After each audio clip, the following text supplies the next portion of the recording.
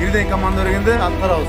Демек карбодо жоопкерлерди 2 шеренге тизип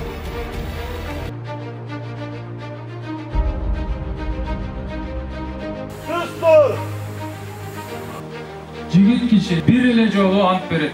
Ушул антыбызга баардыгыбыз бекем турушубуз керек. Командирлердин жана башчылардын буйруктарын аткарууга ант берем. Керек болсо өмүрүмдү дагы аябага ант берем. Атамекенге кызмат кылам.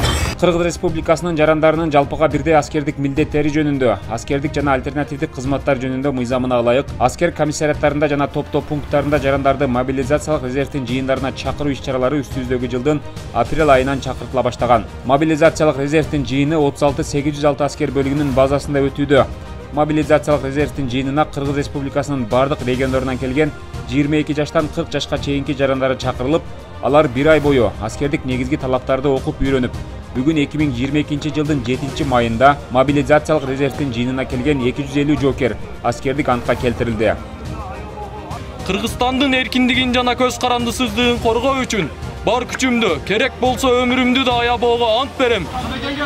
Аскердик антка келтирилген жоокерлер запаска киргизилип, жашаган жери боюнча 1-категориядагы аскерге милдеттүү жаран катары каттоого алынат. Антыңарга бекем тургула, жашооңордо ийгилик, армиянын, жоокерлердин, офицерлердин жашоосун өзүңүздөр көрдүңүздөр. Бул ыйык милдет.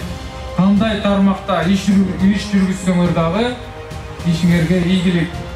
Эскерте кетсек, жогоруда белгиленген мыйзамдын 21-беренесине ылайык 22 жашка чыккан, аскердик же альтернативдик кызматтарды өтөбөгөн, аскерге чакырууну кийинкиге калтырууга же бошотууга ээ болгондор мобилизациялык резерв жыйындарын өтөөгө укуктары бар.